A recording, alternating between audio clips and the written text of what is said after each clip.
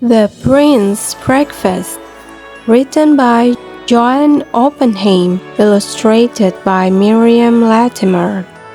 In a faraway kingdom, a long time ago, when breakfast was served, the prince shouted, "No!"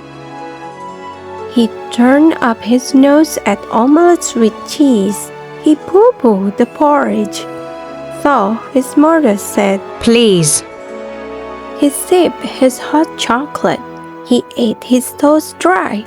But to all other offerings, he said, "No, not I." Alas, said the queen to her husband the king. how can he grow when he won't eat a thing? The king stirred his tea. Then after one sip, I have it. he said, We shall go on a trip. The very next day, preparations were started, and in less than a week, the royal household departed. They journeyed in style to the city of Agra, Our idlis are moist. beamed the Grand Maharaja. His chef steamed the rice cakes with chutney on top. The king started eating and just couldn't stop. So good. He declared. Have a taste, boy. Just try. But the prince shook his head and said, "No, not I."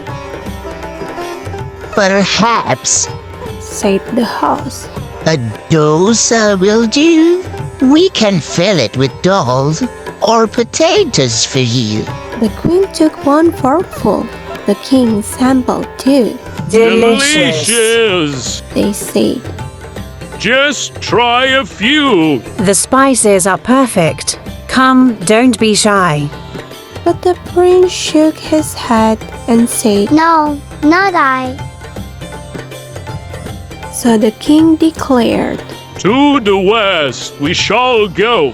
He rolled out the map and announced. Mexico. On the pier, people shout Hello, buenos dias. and welcome them warmly with trays of tortillas, fried eggs, avocados, salsa and cheese, Por favor. said the king. I'll have more if you please. Muy bien. Said the queen. Why don't you try? But the prince shook his head and said, "No, not I." What shall we do now? The queen asked with a sigh. My dear, Said the king. we shall go to Shanghai. They stayed at the home of a rich mandarin. My chef He declared, can indulge every whim. We've prepared a fine breakfast. We hope you'll enjoy. There is something for everyone, even your boy. Does the prince care for kanji? Here, try a pot with our very best pickles. the king ate the lot. This 1,000-year egg will make the prince strong. It will bring him good fortune and help him live long. Yes, indeed. Said the king. Come now, have a try.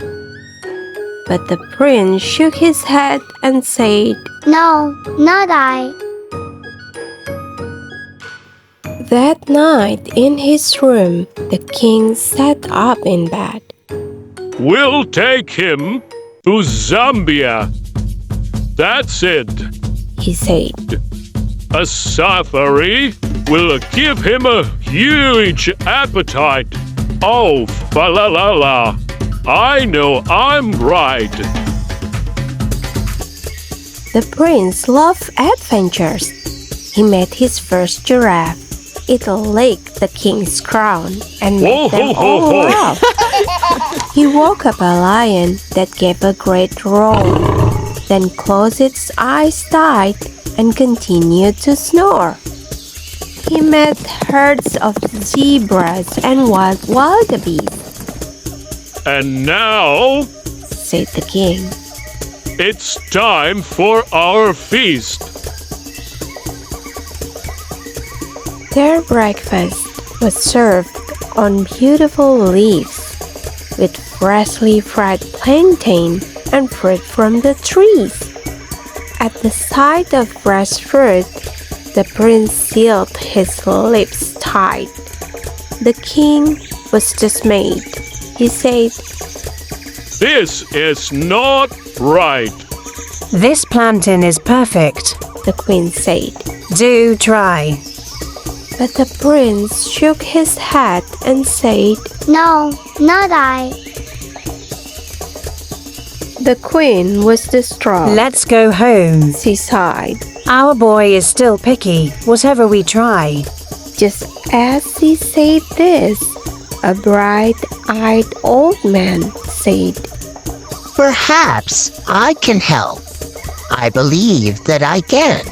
Then he pulled a red bottle from deep in his case, winked at the prince, and said, Fancy a taste? What's this? asked the prince. It smells so delicious. Oh dear. Groaned the queen, Are you sure it's nutritious?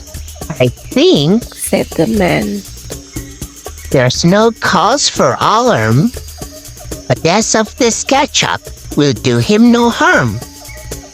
I eat it with everything, from rhubarb to rice. Said the prince. It tastes really nice. He poured it on pancakes. He spread it on bread. The king was so happy he stood on his head. The queen gave a twirl and a trill of delight. Their banquet continued all day and all night. From that morning on, whatever he ate, the prince added ketchup and cleaned up his plate. The end.